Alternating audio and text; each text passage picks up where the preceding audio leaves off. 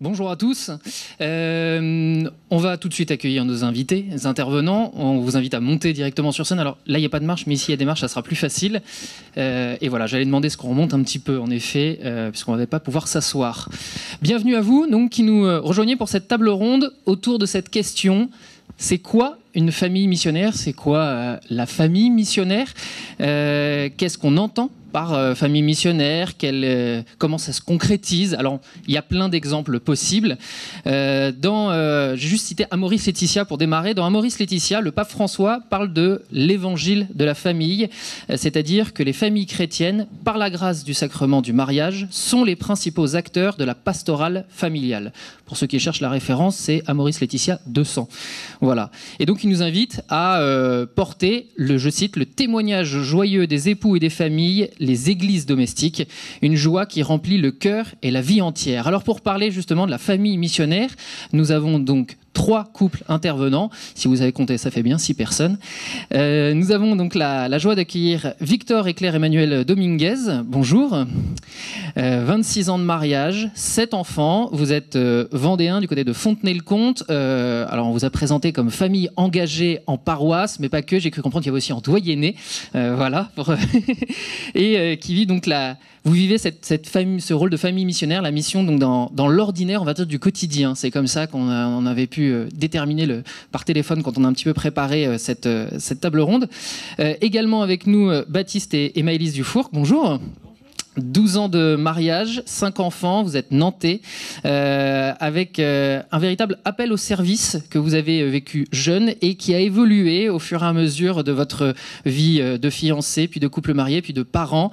Et vous vous êtes retrouvés notamment pendant 6 ans à faire d'un presbytère une maison d'accueil, une maison ouverte à tous. Vous allez nous parler de toute cette mission, justement, de la manière dont ça se concrétise. Et puis enfin, ils ont animé les laudes pour nous. Hugo et Milena Alexandre, bonjour. Mariés donc depuis 2006, si je ne me trompe pas, voilà. Et vous avez noté sans doute l'accent, vous êtes d'origine portugaise et polonaise. 4 enfants engagés depuis 10 ans donc dans la communauté du Chemin Neuf et notamment depuis peu donc responsable de l'abbaye de Sablonceau. Vous êtes en mission en France. Voilà. Alors ça c'est intéressant parce que souvent quand on parle de mission, on pense à l'étranger, mais là voilà, on a cet aspect de mission famille missionnaire en France après un périple à travers plusieurs pays. Voilà, donc vous allez pouvoir nous parler. Et donc on n'a pas prévu de savoir qui allait démarrer. Donc ceux qui se sentent le plus à l'aise peut-être pour démarrer directement, je sais pas. Victor et Claire Emmanuel, allez hop, c'est pour vous. Voilà. Donc comme je le disais, la famille missionnaire dans l'ordinaire du quotidien. Alors pour vous, est-ce qu'on peut un petit peu découvrir votre parcours et surtout comprendre c'est quoi une famille missionnaire? Alors, bonjour à tous. Alors on peut dire que la famille elle démarre avec le couple qui se constitue. Donc on s'est effectivement marié assez jeune. Donc ça fait partie peut-être d'un premier engagement, 21 ans pour Claire Emmanuel, 22 ans pour moi. Et on a eu également des enfants assez jeunes. Alors je crois que sur notre parcours, c'est le fait qu'on ait été étudiant alors qu'on s'engageait dans le mariage et j'ai fini mes études, je crois que au moment où la 6e est arrivée, ce qui veut dire que j'ai fait des études un peu longues, mais voilà, donc ça fait partie de notre engagement dès le début, puisqu'il suffit de faire ce que je suis en train de vous dire pour déjà être en mission. Puisque quand on vous regarde et que vous allez aux fêtes d'étudiants avec vos enfants, que vous demandez à vos camarades de fac de garder les enfants, voilà, ça questionne déjà. Donc c'est juste qu'on a pu faire. Et notre engagement, en fait, il est né de ça, de notre engagement dès le début dans le sacrement de mariage. Et puis ensuite, voilà, c'est ce qu'on disait dans l'ordinaire, avec les engagements en paroisse et dans différents mouvements. Je vais laisser la parole un peu à Claire Emmanuel. Il faut partager dans le couple. Moi, je comptais sur mon mari. Donc, dans les années 2000, on s'est engagé dans les équipes Notre-Dame en tant qu'équipier. Voilà, une équipe qui nous a accueillis, qui était formée depuis peu. On est resté dans cette équipe depuis, tout le temps qu'on a habité à La Rochelle et à Maran. Et puis, en déménageant à Fontenay-le-Comte, finalement, c'était pas très loin. Fontenay-La Rochelle, on aurait pu faire la route. Et puis, on s'est dit, en fait, voilà, si on va habiter à Fontenay-le-Comte, c'est qu'on a aussi des choses à vivre à Fontenay-le-Comte. Donc on a changé d'équipe et on est rentré dans les équipes à Fontenay. Voilà. Ce que Victor n'a pas dit, c'est qu'en fait, on est quand même tous les deux de familles catholiques pratiquantes. Et on a de chaque côté des parents qui sont engagés et qui sont engagés dans l'église. Donc voilà, c'est pas arrivé comme ça non plus par hasard. À La Rochelle, en fait, on répond souvent oui aux appels qu'on nous fait. Quand on était jeune et qu'on avait des petits, on nous a demandé d'animer un groupe d'aumônerie du lycée. À l'époque, ça a fonctionné chez le couple qui recevait l'équipe. Donc voilà, on a commencé quand même par ça. Oui, on a commencé par recevoir des adolescents à la maison et on avait un petit bébé. Puis voilà, donc ça fait partie également du témoignage dont on parlait un peu ordinaire. On a poursuivi, puisque dans les équipes Notre-Dame, on nous a demandé de prendre des responsabilités. On a été responsable de secteur. On a fait un certain nombre de choses, mais on les a toujours faites, ces choses, avec les enfants. Donc c'est un déplacement avec un véhicule 9 places, avec pas mal de monde. Et puis c'est surtout des enfants qui se sont impliqués avec nous sans qu'on les ait jamais forcés. Alors là, ne nous demandez pas pourquoi, mais c'est vrai que peut-être le fait de voir que leurs parents ne se posent pas de questions, ils ne s'en posent pas non plus. Donc la messe, ça a toujours été une évidence, même si c'est pas facile de se lever quand on est ado. Voilà, quand on va à la messe le samedi soir. Hein. Actuellement, on y va le samedi soir pour une question assez pratique, mais il est clair que quand vous avez 7 enfants à la maison, s'il y en a un qui veut pas y aller et qui n'y va pas, les autres 6 se posent la question de savoir pourquoi ils y vont. Hein, donc, il n'y a jamais de débat sur le fait d'y aller ou pas y aller. Donc voilà, c'est quelque chose qui a été très vite, naturel. Hein, voilà. Je pense que peut-être qu'on peut passer la parole, sinon, oui. Voilà, bonjour à tous. Donc peut-être pour faire un lien entre nos deux familles, j'ai bien aimé l'introduction en disant que c'était d'abord un couple, et je dirais même que c'est d'abord deux personnes avant qui se sont rencontrées. Donc on est tous les deux issus de familles chrétiennes également, plutôt traditionnelles pour Maëlys, plutôt charismatique si on voulait donner 2 teintes de l'Église dans nos parcours. Et puis on a vécu une enfance classique, ordinaire, peut-être comme certains d'entre vous. Et puis nous avons été adolescents, nous avons vécu deux expériences différentes de l'amour de Dieu. La première pour moi, c'était une démarche de pardon assez importante qui a fondé ma vie de foi et qui m'a fait passer d'une foi d'enfant à une foi d'adulte. Et puis pour Maëlys, c'était une rencontre devant le Saint-Sacrement. Voilà. Et puis peu à peu, on a été amené à se rencontrer dans un groupe de prière. Et c'est peut-être le lieu pour nous qui a été décisif et qui a conclu un désir commun de missionner ensemble. Voilà, donc c'était bien 2 personnes qui se sont rencontrées de manière ordinaire. Et voilà, on a décidé de fonder une famille chrétienne. Et s'en est suivi de multiples appels que Maëlys va vous raconter. Voilà, donc déjà pendant notre temps de fiançailles, on a vraiment ressenti un appel vraiment évident et clair qu'on était appelé à la mission, au service chez nous, dans notre paroisse, là où on habitait. Pas à l'étranger, mais vraiment à notre porte. Ça a été très clair, très évident. Et du coup, on ne s'est pas posé de questions. Juste après notre mariage, voilà, on a trouvé un appartement dans un quartier de Nantes déchristianisé.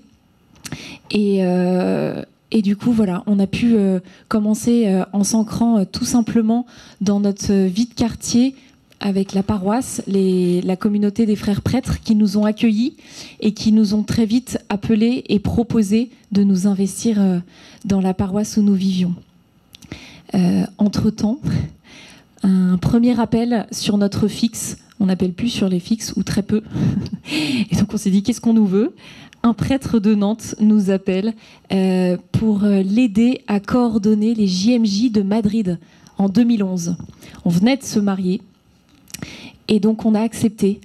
Ça a été une expérience fondatrice pour notre couple, très riche, où on a eu la chance de pouvoir découvrir les richesses, mais aussi les pauvretés de notre diocèse. Et où on a pu aussi créer des liens fraternels avec de nombreux prêtres du diocèse.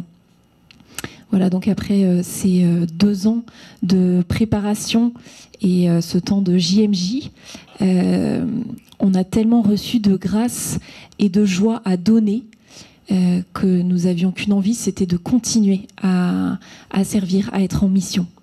Donc, comme je vous le disais, on s'était installé entre-temps dans une petite paroisse et on a eu la chance de collaborer avec les frères prêtres de la paroisse qui avaient vraiment un désir ardent missionnaire. Et donc, on a tout reçu d'eux. Ils nous ont appris à témoigner, à aller visiter nos voisins. Et donc, nous, on avait vraiment ce désir avec Baptiste, mais on ne savait pas du tout comment s'y prendre. On disait, ok, mais comment est-ce qu'on va faire ? Et donc voilà, il nous disait, en fait, déjà priez pour vos voisins. Priez tous les jours pour vos voisins. Voilà, donc c'est ce qu'on a fait. Et c'est vrai que la prière, ça porte. Et ensuite, voilà, on a accueilli tout simplement nos voisins qui venaient nous visiter. On a été aussi les visiter. L'idée, c'était vraiment d'aller les rencontrer et de travailler en lien avec les prêtres pour leur dire quand un voisin n'allait pas bien, souffrait de solitude, était malade, avertir la communauté chrétienne et qu'on prenne soin d'eux. Voilà, tout simplement. Voilà, et puis pour terminer, donc on vient de quitter un lieu de vie un peu moins ordinaire qui était un ancien presbytère qui nous a été confié pendant 6 ans. Et donc c'était une volonté d'un nouveau curé de nous appeler encore une fois et de nous proposer cette vie ordinaire dans un lieu extraordinaire qui était un presbytère de centre-ville, et pour vivre exactement ce que nous vivions dans notre appartement, mais dans un cadre plus ecclésial, plus pastoral, et de le vivre pour une paroisse du diocèse de Nantes. Donc nous avons vécu nous sommes arrivés avec 3 enfants et nous sommes repartis avec 5 enfants l'été dernier.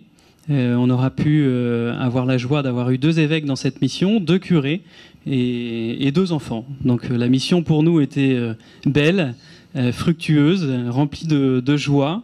Et donc c'était une mission toute simple de notre vie de famille dans ce lieu où chaque passant, chaque personne qui pouvait sonner ne sonnait pas pour venir voir les Dufourcq, mais sonnait parce qu'il y avait un écriteau marqué presbytère, maison paroissiale. Et donc on sonnait pour avoir un visage de l'Église. Donc la mission qui nous était confiée, c'était d'être un signe de l'Église avec notre spécificité de couple et de famille. Voilà, en participant à la vie du quartier, avec les écoles, de liens importants avec les commerçants qui nous ont aidés dans notre mission, ne serait-ce que par l'identité du quartier et l'histoire de ce quartier qu'on ne connaissait pas. Merci beaucoup. Et pour découvrir un petit peu donc, le troisième couple qui est avec nous, donc Hugo et Milena, donc je le disais, vous êtes engagés depuis donc une dizaine d'années désormais à la communauté du Chemin Neuf, et vous avez aussi donc la responsabilité de l'abbaye de Sablonceau. Et alors vous m'avez dit, et ça je trouve ça très intéressant, c'est nous sommes en mission en France. Alors est-ce qu'on peut un peu découvrir pareil de la même manière votre parcours et qu'est-ce que vous entendez par cette mission en France ? Bonjour tout le monde. Bien sûr, nous sommes en mission à Sablonceau en ce moment. Vous êtes tous invités déjà. Mais le chemin a commencé bien avant. En fait, nous nous sommes connus à Thésée, en France, chez vous, et chez nous maintenant. Parce que voilà, c'est un lieu où on allait puiser vraiment... voilà, dans cette source de l'eau vive. Moi, je suis polonaise, donc j'ai grandi dans une famille voilà, chrétienne, catholique en Pologne. Après, c'était tous mes copains, c'était la même situation, la même réalité un peu. Par contre, je venais souvent à Thésée parce que c'est là où je faisais cette expérience d'une église vivante. d'une église en dehors des cadres, des rites, des rituels, des prières écrites, mais où je pouvais vraiment vivre cette rencontre avec Dieu, quoi, avec l'amour de Dieu. C'est Dieu qui me regardait, moi, dans ses regards d'amour avec lui. C'était très, très beau. Et c'est en ce moment-là que j'ai connu Hugo. Donc, je venais à Thésée, pas pour rencontrer Jésus, mais pour voir les filles. Parce que mes parents ne sont pas du tout chrétiens. Mon père est communiste, athée, convaincu. Son rêve, c'était de partir en Albanie pour vivre l'utopie communiste. Il ne savait pas qu'entre-temps, ils arrachaient les ongles aux détracteurs, mais ce n'était pas grave. Et ma mère, elle ne faisait rien de tout. Donc, je suis venu, la principale motivation pour aller à Thésée, c'était pour découvrir les filles étrangères. Et quand je suis arrivé, j'ai découvert qu'en fait, il y avait un visage d'une église qui est vivante, qui était active, qui n'était pas simplement centrée sur elle-même, sur survivre, sur apprendre à surmonter la modernité, mais qui était ouverte et qui était resplendissante. Et donc c'est là qu'on s'est rencontrés. Il faut juste dire que moi, je n'ai pas connu Hugo à cette époque. Je l'ai connu beaucoup plus tard. Donc on s'est connus effectivement à Thésée, presque 8 ans plus tard, où j'étais au service des frères de Thésée. Pendant 2 ans, j'étais permanent volontaire à Thésée. J'habitais avec les frères de Thésée. Et à ce moment-là, c'est là que je connais Milena. Et donc, on est parti en Pologne. Oui, au bout de 2 ans. On s'est connus, on était fiancés, on a pris cette décision de se marier. En même temps, on était tous les deux déjà habités, un peu comme vous avez partagé, par ce désir de se donner davantage, d'être au service d'église. Il faut savoir qu'à l'époque, l'église en Pologne était encore vraiment assez riche en prêtres, en vocations religieuses. Donc, on était dans la paroisse, on voulait vraiment aussi nous intégrer dans ce cadre-là. On animait un grand choral des enfants qui chantaient avec tout leur cœur. On faisait des petites choses de ce genre-là, mais dans notre cœur, il y avait cette question, mais Seigneur, mais on veut davantage. Il y avait quelque chose qui ne nous laissait pas tranquille, même si on était tout content avec notre chorale, avec la messe, mais il y avait cet appel, quelque chose qui est en train de naître. Et donc, pour faire court un peu le voyage, donc, on voulait s'engager en tant que famille. Et partout, ils nous disaient, tant pis pour vous, c'est mort. On ne connaissait pas les réalités de la France, des communautés nouvelles. Donc, à chaque porte qu'on frappait, ils disaient, écoutez, tant pis, vous avez mal choisi. C'était le célibat que vous devrez choisir. Et donc, un jour, on a entendu une musique. On a commencé pour faire une session Cana en Pologne. C'est une session pour des couples avec enfants. Et ça, c'était un détail très important parce que ça nous permettait d'amener notre fille qui avait à l'époque 18 mois. Et donc, là, en Pologne, on a commencé à faire notre chemin communautaire avec la communauté du chemin neuf. On a fait pendant 2 ans les fraternités Cana, qui suit la semaine Cana. Et après, un moment, pendant un temps de prière, on a eu un appel concret de qu'est-ce qu'on voulait donner au Seigneur. Et on sentait que le Seigneur nous demandait de partir à l'étranger pour connaître davantage la communauté. On pensait en France. Et bon, le Seigneur a choisi de ne pas nous envoyer en France, mais envoyer en Espagne. Pour un Portugais, c'était très dur, mais on a accepté avec joie. Et on est parti pendant 1 an pour faire notre formation dans cette maison, une chartreuse, la chartreuse d'Alodey à Saragosse. Ça, c'était une année où j'ai l'impression que le Seigneur répondait à nos questions, à nos désirs. On a habité pendant 1 an, a priori, on est venu pour une année, dans un monastère où on était vraiment... on avait beaucoup de temps de prière, beaucoup de temps de partage avec beaucoup d'autres familles du monde entier, des jeunes, des célibataires. C'était vraiment une église, une petite église. Bon, on était 150 quand même. Mais qui était très très riche. C'était une expérience aussi très très très importante pour nous. Et on est resté 4 ans en Espagne, après au service d'autres familles, voilà, d'autres gens qui venaient se former, parce que c'est la possibilité que la communauté de Chemin Neuf offre, une année sabbatique, voilà, où tout le monde est invité, pas forcément que de communautaires, de gens qui ont envie de se former, de se poser des questions, voilà. Donc c'était ça, 4 ans en Espagne. C'est une école, on dit souvent que c'est une école des disciples. Et après, on est parti, nous ont demandé de prendre la charge d'un foyer d'étudiants à Nancy. Un petit détail, c'était en 2016, quand le Portugal a gagné la France. Donc on avait beaucoup de peur de venir, de comment je vais être accueilli. Est-ce qu'ils vont dire non, tu es portugais, tu n'as volé la Coupe d'Europe?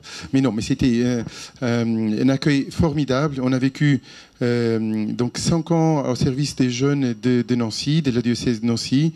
On a appris beaucoup avec les nouvelles générations. Je vois quelques têtes qui pourraient être à mon foyer.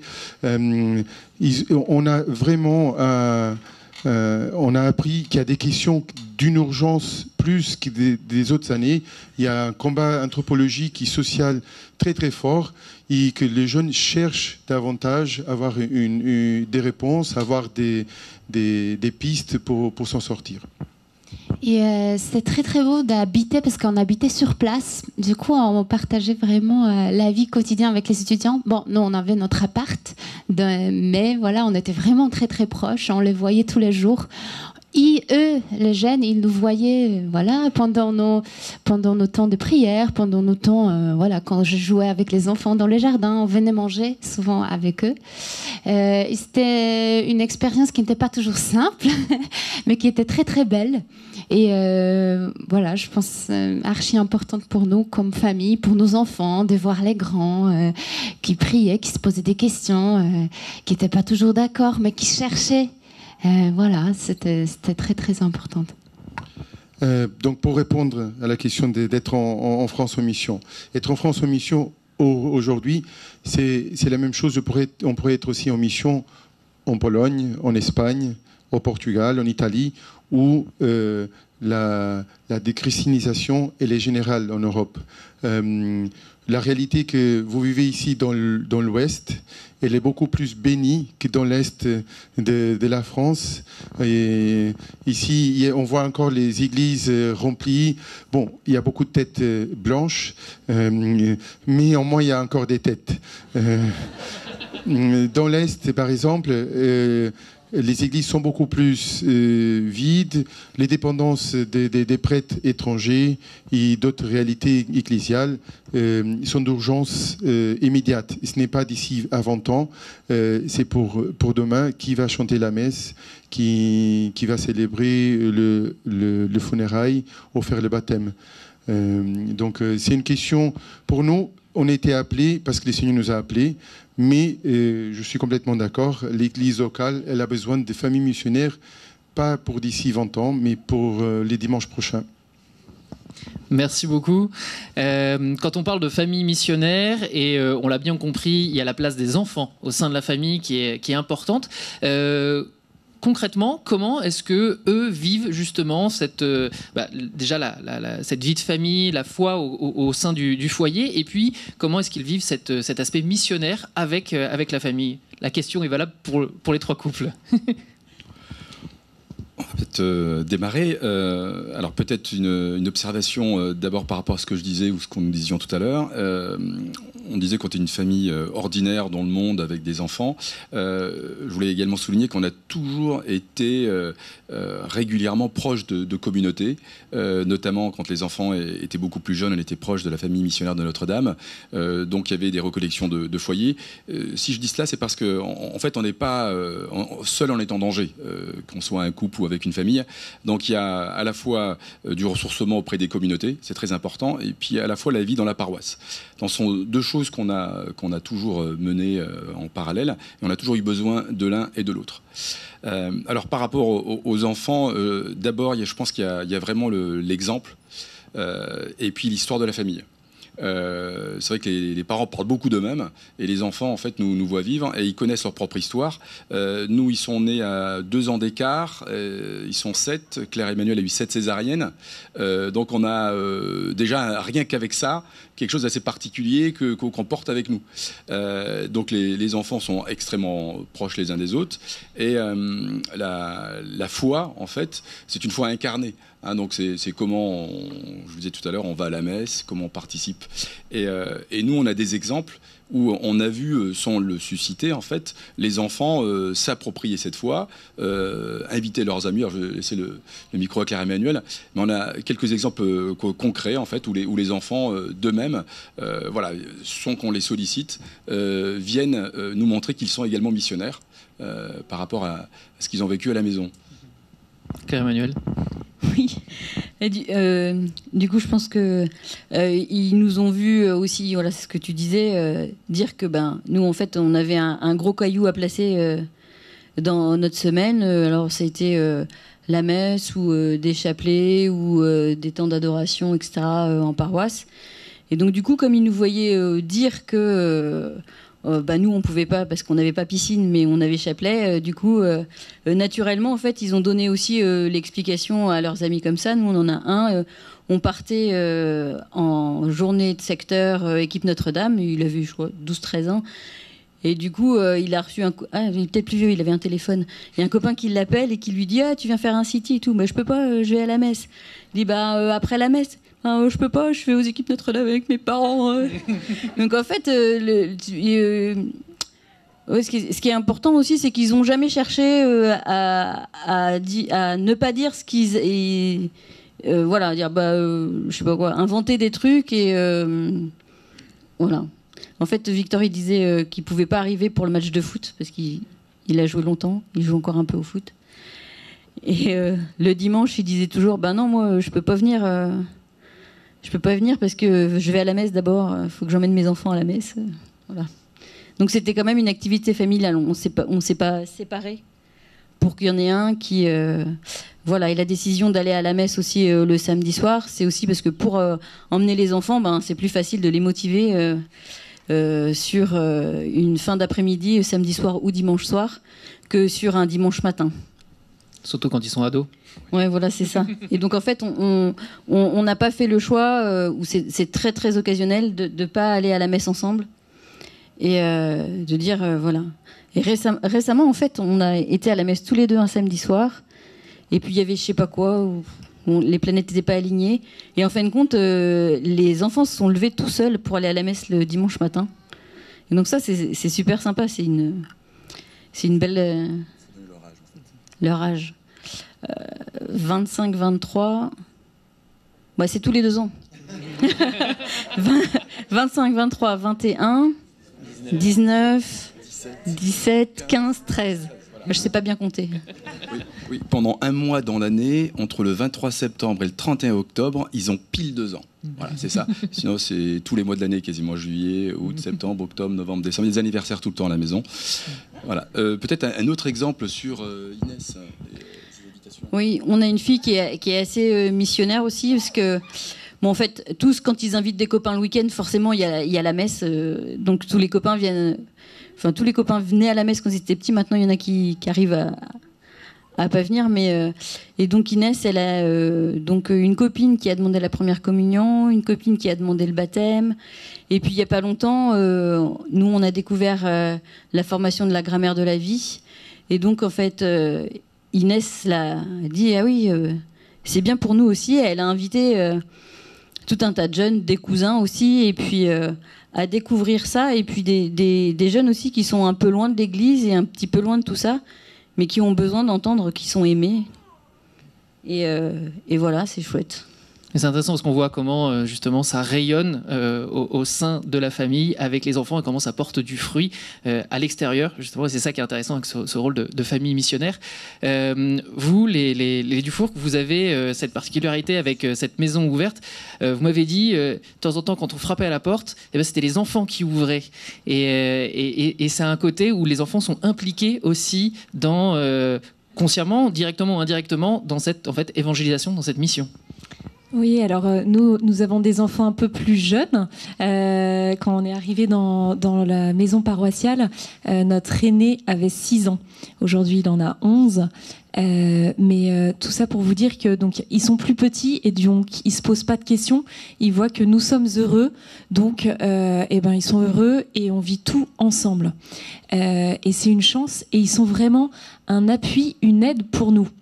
On va vous donner des petits exemples. Voilà, donc quand ça sonnait, c'était la course à celui qui arrivait le plus vite à la porte pour ouvrir. Alors, avec leur petit visage tout gentil et avec leur grand sourire, en fait, ils nous aidaient vraiment dans l'accueil parce qu'on avait tous les visages qui sonnaient à notre porte. Des personnes pauvres qui avaient juste besoin d'une écoute attentive, des personnes qui avaient une nécessité, un besoin matériel. Voilà, une personne fragile de la rue, une personne très isolée qui souffre de solitude. Et du coup, le fait d'avoir un enfant avec son innocence et sa pureté, sa fraîcheur, et ben ça aidait tout de suite dans l'accueil, dans la discussion. Et donc ils ont été vraiment pour nous un appui.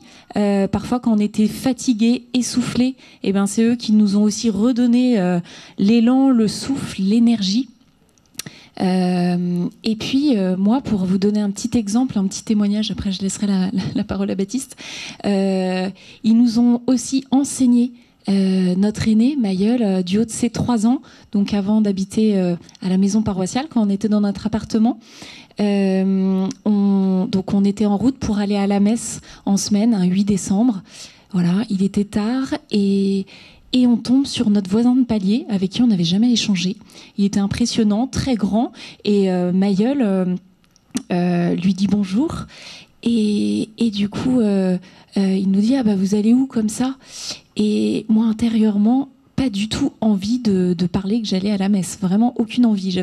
Là, à cette époque, je pensais qu'on pouvait choisir à qui on voulait parler de Dieu. Et Maïeul, avec son plus beau sourire, on va à la messe. Parce que pour lui, c'était la fête. Il était trop content d'aller à la messe. C'était la sortie. Et alors, intérieurement, je me décompose, je me liquéfie en me disant « Oh non, non, non, c'est pas vrai ». Et là, notre voisin qui, avec un grand sourire, s'arrête et nous dit « Ah, bah tu sais quoi, je vais vous demander de prier pour moi. » Et alors là, ça a été une vraie leçon pour moi de me dire « Ben voilà, abandonnons-nous, faisons confiance. C'est pas à nous de choisir à qui on doit annoncer le Christ. » Et ensuite, après, on a eu une très belle histoire avec cette personne qu'on a rencontrée plusieurs fois, qui est venue avec nous à la messe, qui a fait une demande pour faire baptiser un de ses enfants. Voilà, donc ça a été vraiment un début d'une très belle histoire. Voilà. Alors, juste terminer pour parler de Jérémie, c'était cette personne qu'on avait rencontrée. On a même découvert qu'on avait un point commun, c'est-à-dire que dans mon alliance, j'ai une référence de la Bible qui est gravée, qui était l'évangile de notre mariage, et lui, il l'avait en écriteau au-dessus de sa porte. Voilà, bon. C'était quand même assez un beau clin d'œil qu'on a découvert après des temps de rencontres. Les enfants, effectivement, c'est précieux dans la mission. C'est de toute façon, ils font partie de notre famille. Donc on ne va pas les exclure de nos activités ou de notre vie ou de ce qu'on ressent. Il y a aussi des moments où c'est plus difficile pour eux parce qu'on peut être à 2 vitesses. On a notre vitesse de couple, notre énergie. Eux ont la leur. Et c'est source d'ajustement, c'est source de maturité pour nous aussi d'apprendre que nous sommes avec des enfants en mission. Peut-être un petit exemple qui nous a appris à faire attention à eux dans la mission. C'était un jour où dans ce lieu d'accueil, il y avait une famille qui venait à l'occasion d'un repas de fête pour le baptême d'un enfant, je crois. Et notre jardin était donc un jardin partagé. Et tous les jeux de nos enfants traînaient dans le jardin. Et on a vu un de nos enfants regarder par la fenêtre et se mettre à fondre en larmes. Et on s'est dit, c'est bizarre, qu'est-ce qui se passe? Il y a des enfants qui sont dans le jardin. Et en fait, ils n'avaient pas envie que les enfants du quartier ou les enfants qu'ils ne connaissaient pas jouent avec certains de ces jeux. Et donc on a longuement discuté avec lui pour essayer de comprendre et d'accueillir aussi cette difficulté. Et bien, ça nous a permis aussi de grandir en famille et en couple pour ajuster nos vitesses, aligner nos planètes, comme tu disais tout à l'heure, et pour essayer de ne pas les mettre en difficulté, mais que ce soit un réel appui et que cette force de vie familiale soit complète.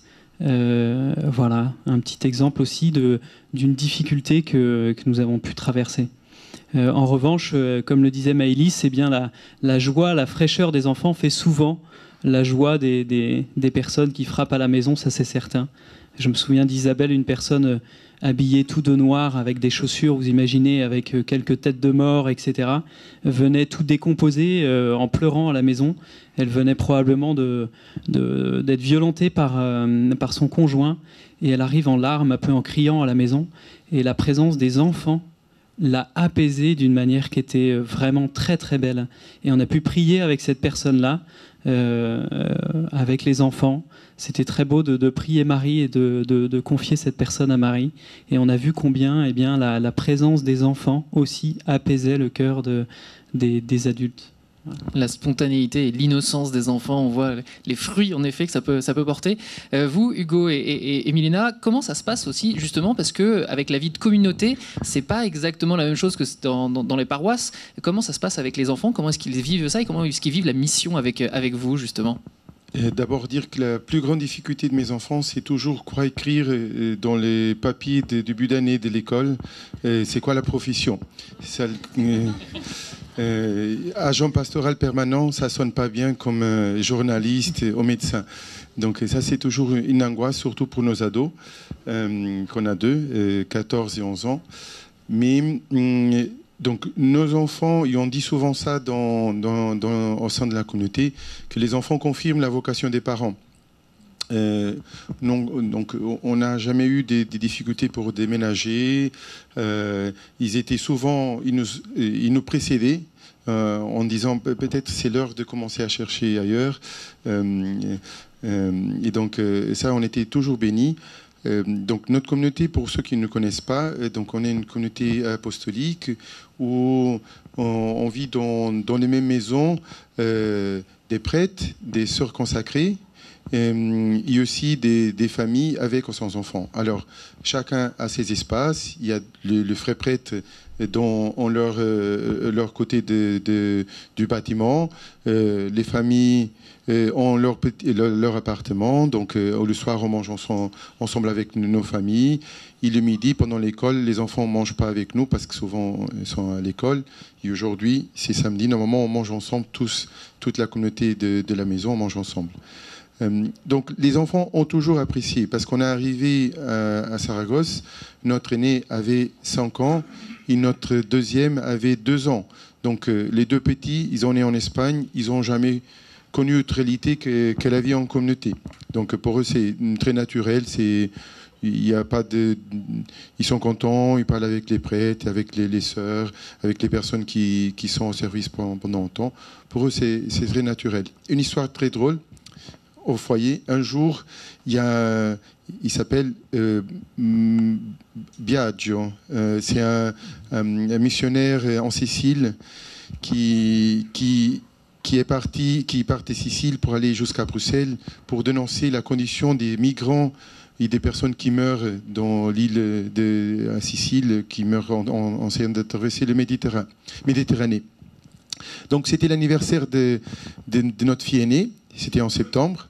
Et donc, elle avait plein de copains et des copines à la maison. Il y avait 4 ou 5 qui allaient dormir dans le salon. Il fallait faire une pyjama party. Et tout d'un coup, ils débarquent avec une longue barbe. Eux, avec des pyjamas de licorne, des pandas, des choses comme ça. Il y a une très belle photo. Lui, il faisait penser à Padre Pio. Voilà, on l'a accueilli puisque voilà, c'est quand même une personne assez connue. Il vraiment, et déjà voilà, quand tu es à côté de lui, tu penses mais purée, ça sent les Christ dans le sens vraiment concret que voilà, qu'il te regarde avec amour et le message qu'il porte est vraiment très très belle. Et donc, détail, nos enfants, les copains qui étaient à la maison, il y avait une fille que son père était marocain. Deux autres, les parents de l'autre fille, ils étaient des musulmans aussi. Et bon, et après, on a fait une photo. Et donc, il y a ce monsieur qui ressemble à Patrio avec un panda, il y a une licorne de chaque côté, des enfants petits tout contents. Et donc, nos enfants, pour nous, concrètement, ils n'ont jamais...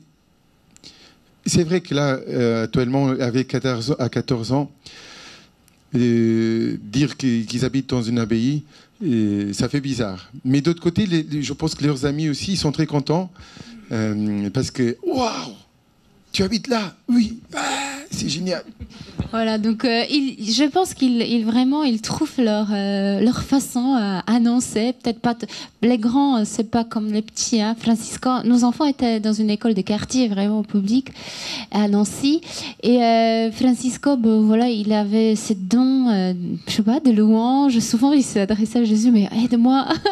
Ou alors, voilà, souvent pendant les pauses de début d'année, il demandait aux enfants, est-ce que tu connais Jésus? Nous, on était un peu, voilà, on essayait de lui dire, mais on est en France, il ne faut pas dire comme ça, laïcité, et tout ça. Et en fait, pas du tout. Il disait, non, mais que les enfants, ils répondaient. Après, il s'est étonné. C'était comme la conversation, voilà, autour d'un jeu. Mais pour lui, c'était la réalité dont il vivait. Parce qu'à la maison, souvent, on ne faisait pas des grandes prières. Par contre, avant le repas, souvent, on dit, bah, merci Seigneur d'être avec nous. Voilà, des choses très simples. On prie souvent dans la voiture. Parce que personne ne peut sortir. Tout le monde, voilà. Mais vraiment, je vous recommande. C'est magnifique. Ils sont attachés. Ça, de plus prières, voilà. Mais je sais pas, je pense que ça s'est vu vraiment naturellement, voilà, dans une grande simplicité. Il y a un petit détail pour les enfants. Donc, ils vont au scout. À Nancy, ils étaient dans les scouts de France. Là, ils ont passé à neutralité de scoutisme. Mais souvent, leur témoignage... Ils le font souvent d'une façon très timide parce qu'ils ont peur beaucoup de blesser l'autre. Ils les encouragent. Pour les plus petits, c'est plus simple de dire tu crois pas à Jésus, mais tu es nul. Hein, donc c'est très simple. Je plaisante, bien sûr.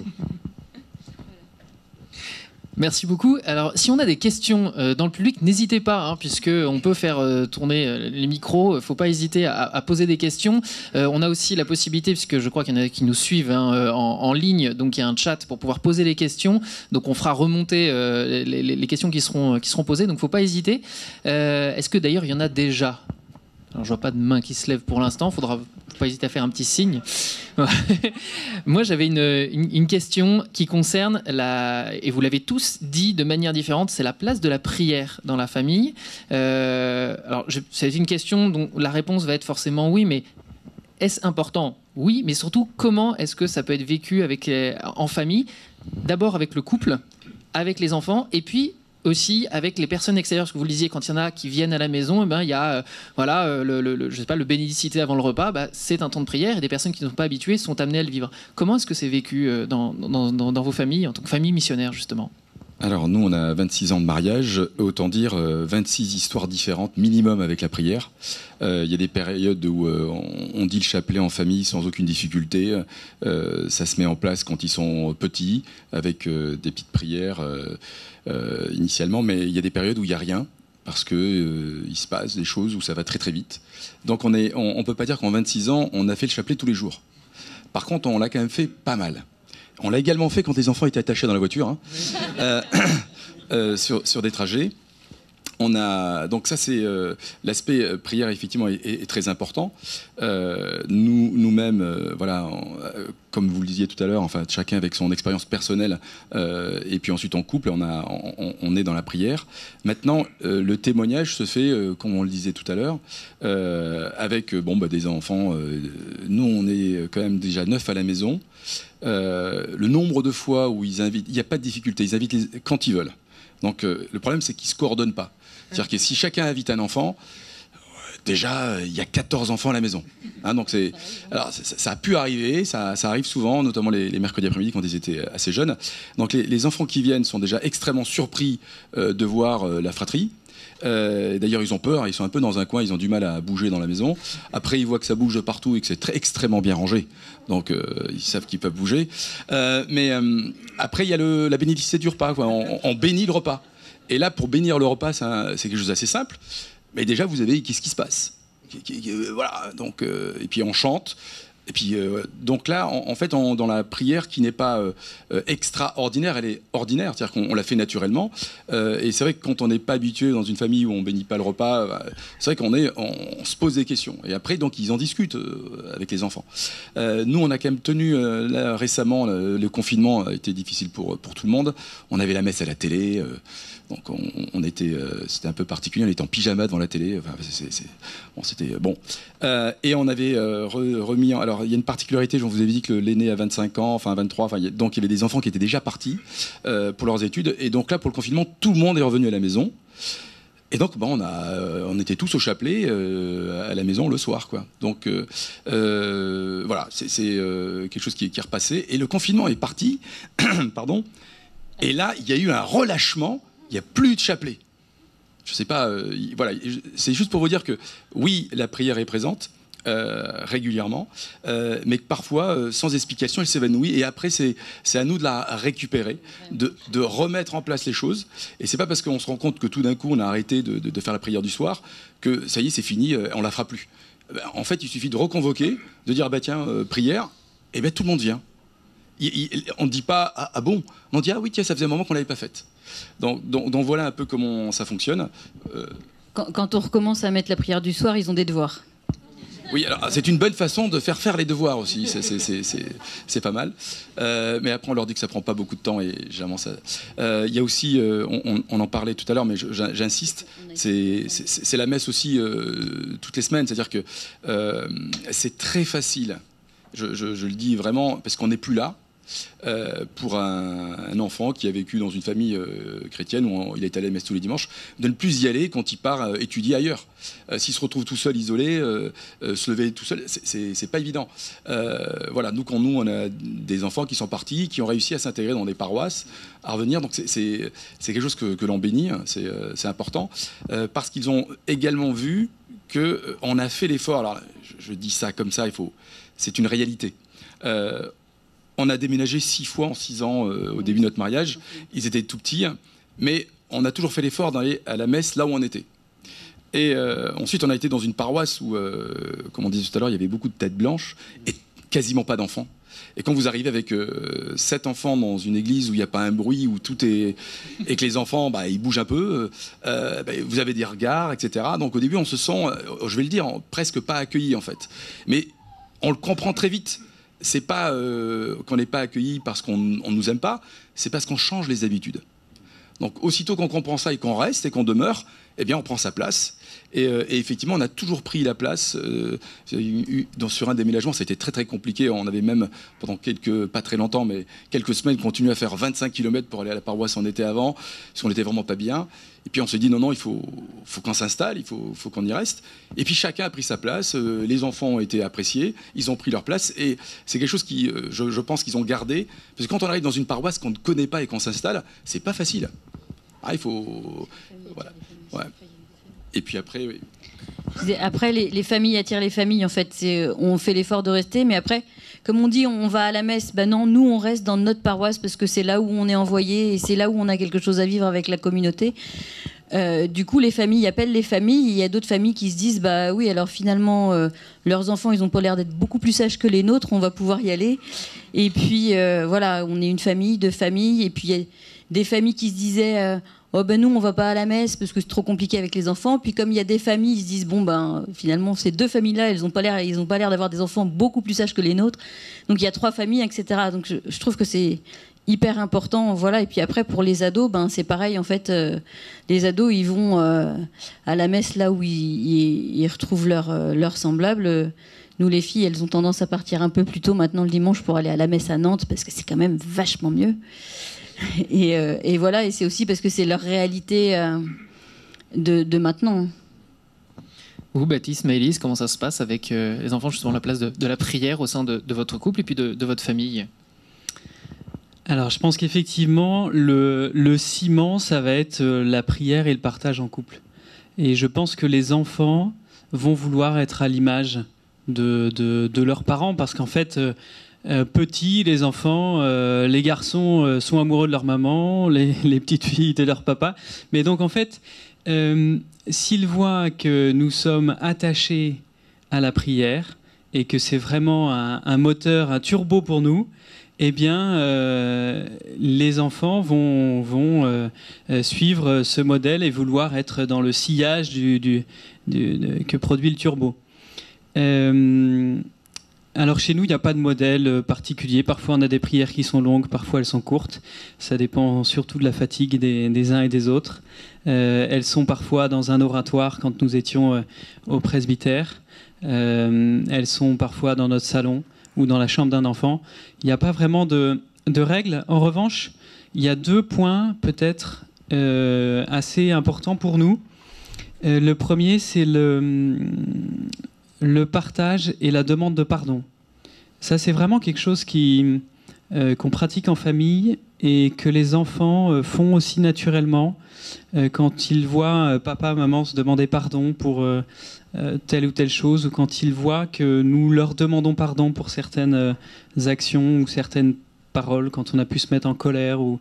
C'est quelque chose qui alimente et qui est important dans notre prière. La deuxième, c'est la prière de l'Esprit Saint. Quand, eh bien, justement, nous n'arrivons pas à prier, quand il y a un blocage d'un enfant ou d'un parent d'ailleurs, eh bien, nous nous en remettons à l'Esprit Saint pour lui demander de réveiller la petite flamme qu'il a mis dans notre cœur de baptiser et qu'il a confirmée avec notre sacrement de mariage. Et ça, c'est vraiment quelque chose qu'on a pratiqué. On a quelques exemples, mais je vais vous en citer juste un.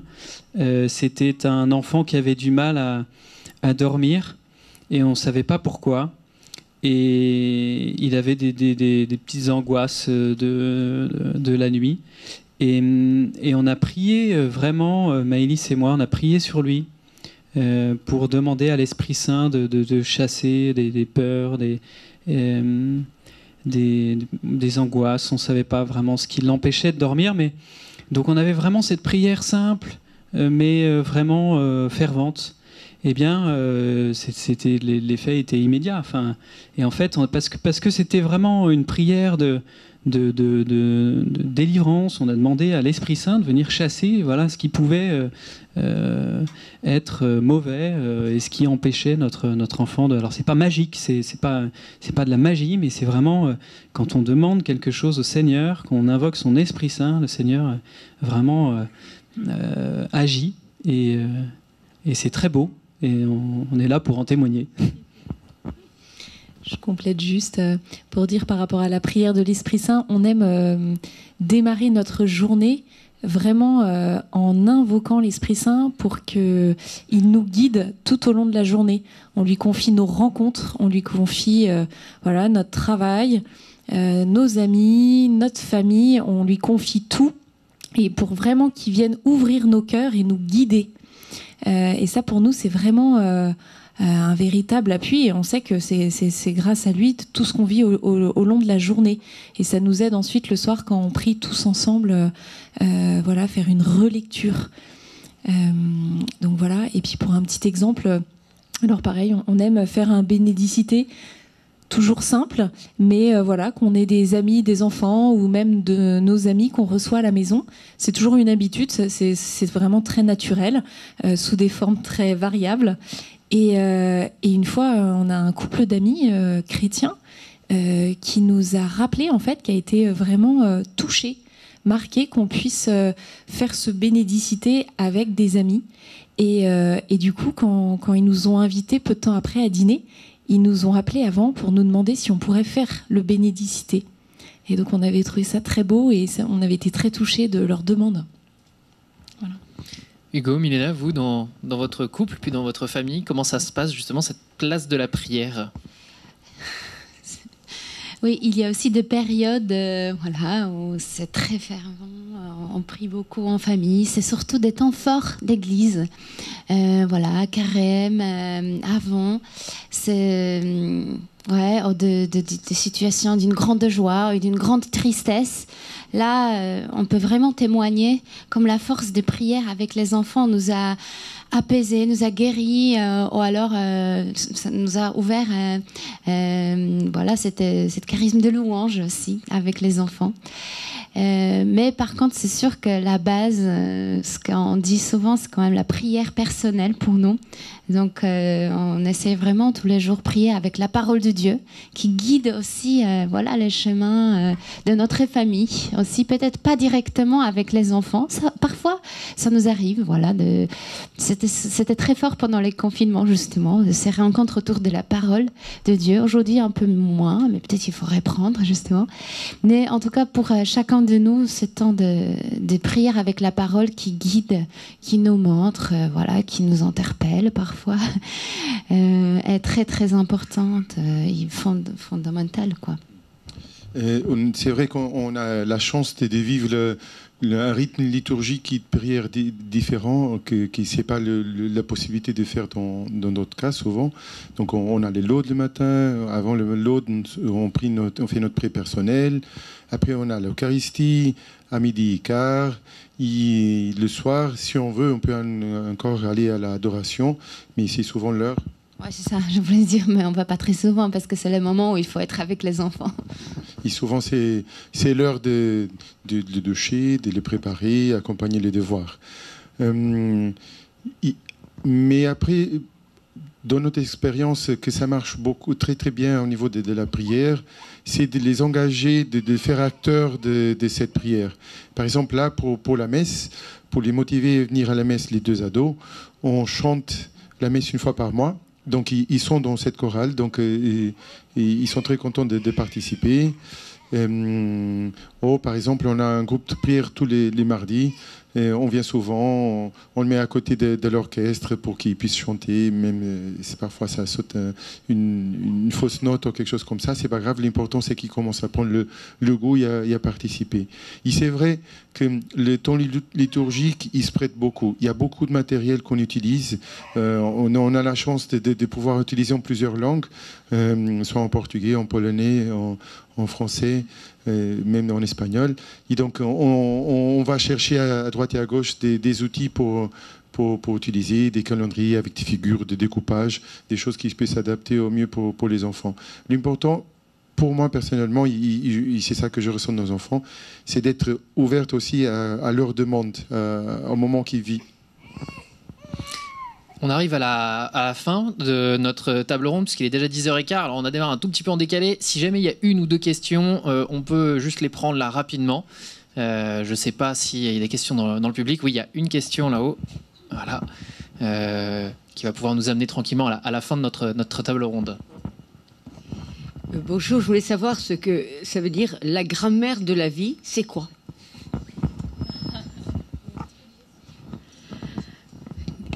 Emmanuel est plus là.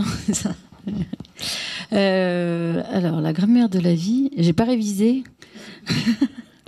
C'est une formation qui nous... Ah, mais les Caroles, vous savez mieux que moi. La grammaire de la vie, c'est une formation qui nous dit qu'on a été créé par Dieu, que Dieu est premier, qu'il est créateur, qu'on collabore à sa création, qu'on est fait pour lui, qu'on est fait pour les autres. Ça nous replace au centre de la création, en fait, que Dieu nous veut pour lui, pour les autres, et que si on est là, c'est qu'il a une mission pour nous, qui juste, si on l'a pas trouvée, c'est qu'elle est bien cachée, mais que on est utile pour le monde, et que le monde a besoin de nous, et que le monde serait pas le même sans nous, et que on participe tous à cette création. Ouais, bah c'est exactement ça. Hein. Donc ouais, c'est ça. Moi, je retiens un petit peu se replacer sous le regard de Dieu et dans le projet de Dieu, le projet d'amour pour nous, et puis cheminer pour sa gloire. Mais en fait, ça paraît des termes un peu compliqués, mais finalement, c'est la grammaire de la vie. Cette formation, ça permet d'aborder ça de façon très simple et très concrète. Et je crois même qu'il y a un atelier aujourd'hui sur ce thème. Foncez, quoi. Alors, moi, j'avais une question, ou plutôt une remarque. Je vous remercie pour vos interventions, pour vos témoignages. Et en fait, dans nos vies, on est quand même très sollicités, hein, en tant que parents, en tant que professionnels, en tant que missionnaires aussi. Hein, on est au service de l'Église. Et on est aussi au service aussi, et en mission aussi auprès de nos enfants. Et il y a toujours, je trouve, une tension, ou un point d'attention, en tout cas, hein, entre la mission, parce qu'il y a une urgence dans le monde, hein, en particulier en France, même dans l'ouest de la France. Hein, et oui, il y a une urgence à annoncer l'évangile, et aussi la même urgence à annoncer l'évangile auprès de nos enfants.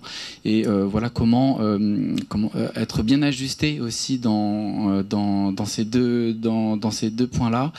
Voilà, alors la réponse peut-être justement en famille missionnaire, en fait, tous ensemble, ça, effectivement, quand on est en mission, on s'évangélise soi-même aussi, on évangélise notre famille et nos enfants. Mais voilà, il y a un petit point d'attention quand même aussi. Et j'ai bien aimé l'exemple Baptiste, où effectivement, parfois, quand on invite, ou voilà, on est au service de la paroisse, enfin de l'église, et puis voilà, l'exemple des jouets, ton enfant qui n'était pas content qu'on se serve de ses jouets, voilà, avoir ce temps pour expliquer, pour écouter, pour accueillir aussi la tristesse de l'enfant, et puis pouvoir prévenir aussi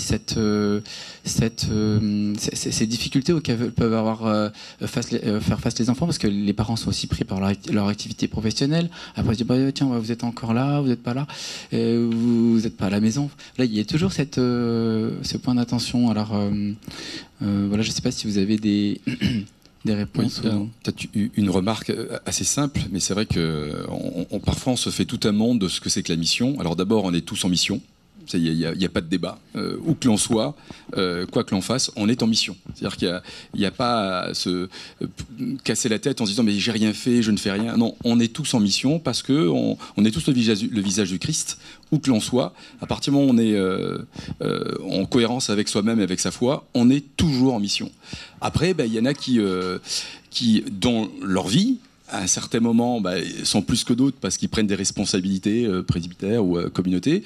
Et puis, plus tard, on fait un peu moins de choses, mais on est toujours le visage du Christ. Donc, ce que j'essaie de dire par là, c'est que nous, la question de la mission, on a pris des responsabilités dans un certain nombre de mouvements, un certain nombre de choses. On a toujours mis la famille en premier, mais on a eu le sentiment, parfois, qu'on n'en faisait pas assez, ou dans la paroisse, ou qu'on prenait pas assez. Mais très très vite, on a écarté cette idée, parce qu'en fait, on est toujours en mission. Et il ne faut pas se sentir coupable parce qu'on n'a pas accepté de telle responsabilité, ou qu'on n'a pas pris tel engagement, ou qu'on n'a pas suffisamment fait. En fait, on a fait. Je prends un exemple on n'a jamais été en mission particulière au Portugal. Je suis également d'origine portugaise. Et j'ai habité 3 ans là-bas.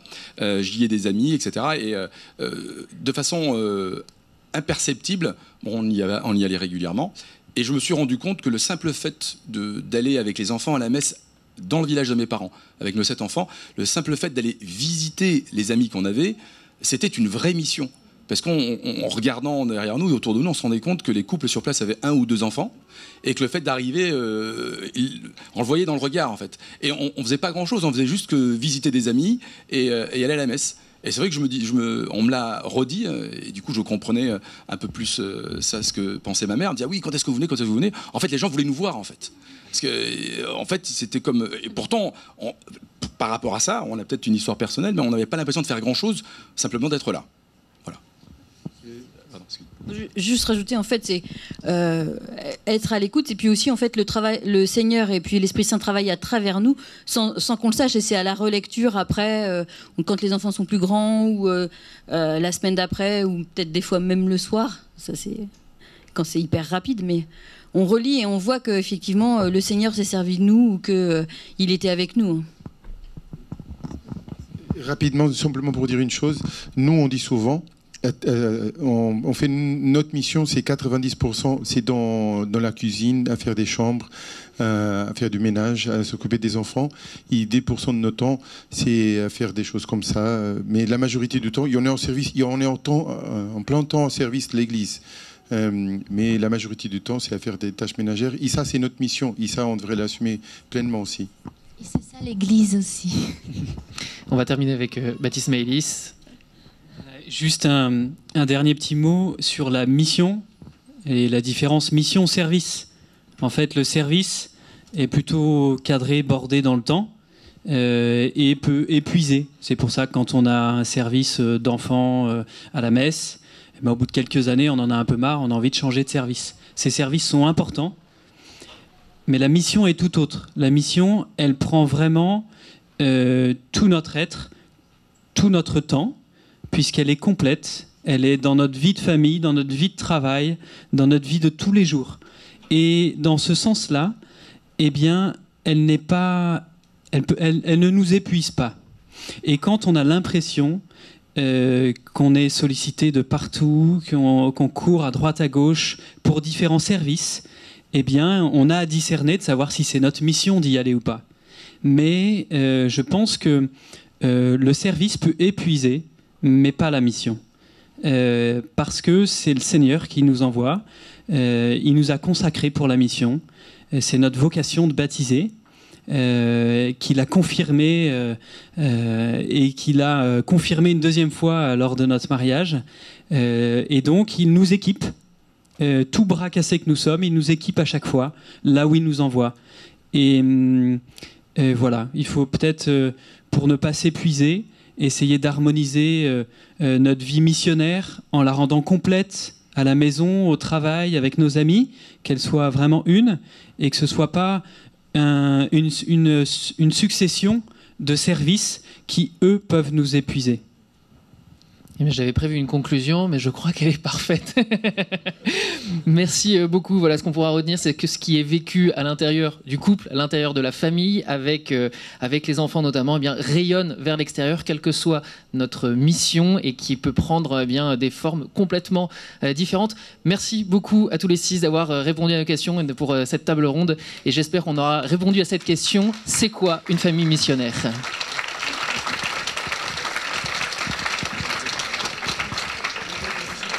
Oui, vous pouvez les applaudir chaleureusement. Nous les remercions pour ces propos, pour leur sourire aussi permanent, la beauté de leur témoignage. Et puis finalement, ça a l'air si simple d'être une famille missionnaire.